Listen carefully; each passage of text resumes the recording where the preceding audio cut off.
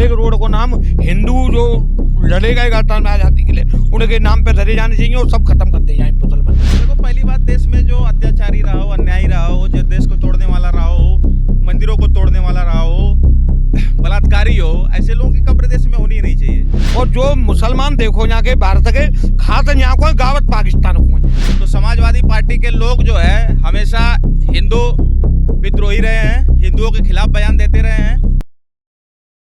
महाराष्ट्र में जो पिछले 15 दिन से जो बवाल चल रहा है, औरंगजेब की कब्र को लेकर भी तरह तरह की प्रतिक्रिया सामने आ रही है। आप क्या मानते हैं, क्या होना चाहिए कब्र का? देखिए, पहली बात, कब्र यहाँ पे होनी ही नहीं चाहिए।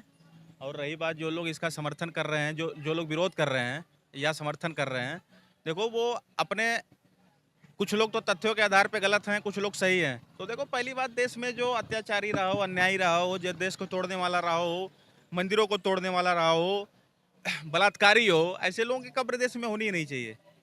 तो ऐसे लोगों का जो सपोर्ट कर रहे हों, ऐसे आतताइयों का, उनको खुद देश में रहने का अधिकार नहीं है। वो चले जाएं ऐसे किसी देश में जहाँ पे अपने आप को ऐसे आतंकवादी, ऐसे बलात्कारी का सपोर्ट करने वाला देश हो, वहाँ पे चले जाएं वो लोग। एक बात में जाननी, जो सपा विधायक हैं वो आज में, उनसे ये मामला शुरू हुआ था, उन्होंने अपने शब्द तो वापस ले लिए, लेकिन ये मामला ज़्यादा तूल पकड़ गया। देखो, समाजवादी पार्टी तो पूरी तरह मौलानाओं की पार्टी है। तो समाजवादी पार्टी कोई बयान देती है तो हमेशा मुस्लिम तुष्टीकरण करती है, हिंदुओं के खिलाफ ही बयान देती है। तो समाजवादी पार्टी के लोग जो है हमेशा हिंदू विद्रोही रहे हैं, हिंदुओं के खिलाफ बयान देते रहे हैं। तो ऐसे चिटपुजिए टुटपुजिए नेताओं के बयानों से कुछ फर्क नहीं पड़ता। देश का इतिहास, जो गौरवमयी इतिहास रहा है, उसको पुनः वापस लाया जाएगा। मुगलों का जो झूठा इतिहास रहा है, जो इनको गौरवान्वित किया गया है, उसको मिटाया जाएगा। फिर से अपना हिंदुत्ववादी, जो हमारा महाराणा प्रताप, संभाजी, ऐसे महान विभूतियों का, जिनको पढ़ के या फिर जिनका अनुसरण करके हम आगे बढ़ सकें, हमारे देश में अच्छे अच्छे लोग पैदा हो सके, तो ऐसे लोगों का इतिहास जो आगे बढ़ाया जाएगा। और जितने नाम जो प्रतिष्ठान पे नाम है, जो बड़ी बड़ी जगह पे, रोड पे, बिल्डिंग पे, जी जो जाके क्या नाम है कर्तव्य कांग्रेस ने जो लोगों ने दिखाया होगा मुसलमान हम पे शासन करे गई, वह शासन जड़ मूर्ते खत्म कर देना चाहिए। हर एक रोड को नाम हिंदू जो लड़ेगा एक आजादी के लिए उनके नाम पे धरे जाने चाहिए और सब खत्म कर दे जाए मुसलमान की। और जाके कब्र तो बहुत दिन पहले कर देनी चाहिए खत्म, ये वायदा नहीं चाहिए। और जो मुसलमान देखो यहाँ के भारत के खास यहाँ को गावत पाकिस्तान को है, गावत औरंगजेब को है, ये कहाँ की तो कहीं इनकी। यहाँ में 25 बच्चा कर लेंगे या फ्री को सब राशन लेंगे और वो गांगे पाकिस्तान की, ऐसा कौन होता है? आप कह रहे हैं कि छोटे मोटे लोगों के जो बयान है उससे कोई फर्क नहीं पड़ता, लेकिन उद्धव ठाकरे का बयान, उससे तो फर्क पड़ेगा। उसका बाप बाला साहब ठाकरे जो बोलता था, अगर कश्मीर में एक भी हिंदू मरा तो यहाँ से हज यात्रा रोक दी जाएगी मुंबई से। लेकिन ये उद्धव ठाकरे जाके उनकी गलबैयाँ कर लिया कांग्रेस पार्टी से, उनसे मिल गया। जो बाला साहब ठाकरे जिनको पसंद नहीं करते थे, उनके साथ जाके मिल गया। ये तो दुर्भाग्य है। बाला साहब ठाकरे का नाम इसने मिट्टी में मिला दिया। उद्धव ठाकरे ने बाला साहब ठाकरे का नाम मिट्टी में मिला दिया।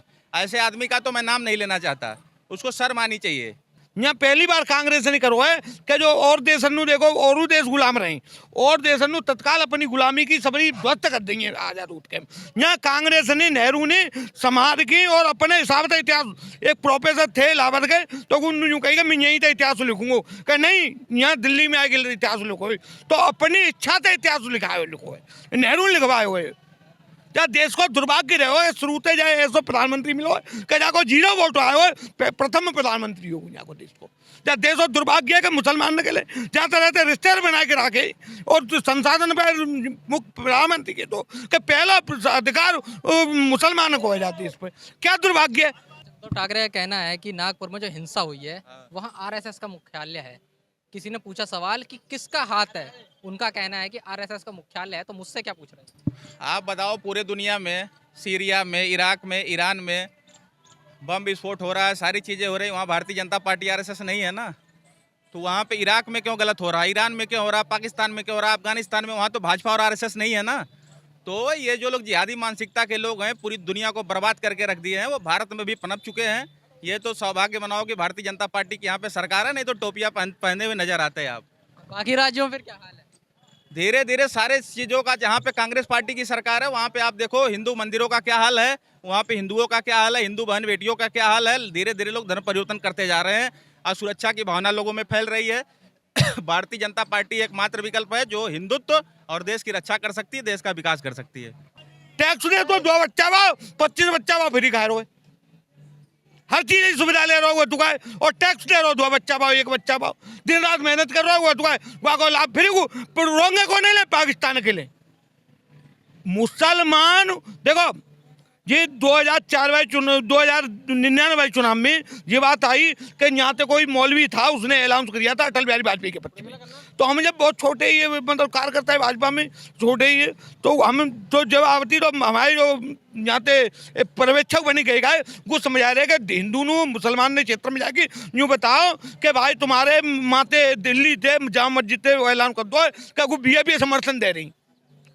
तो ग्वाटा में उम्र कमी तो मैंने खड़े कि मीटिंग में यूँ कही ब्लॉक स्तरीय मीटिंग गई कि मुसलमान के अगर तुम कांग बीजेपी के कोई भी नेता अपनी नार काट के दे देगो तो वोट तुम देंगे जी। तो ऐसी बेचते आए कि पैसा यहाँ कमाएंगे पर गाएंगे गीत दूसरे की।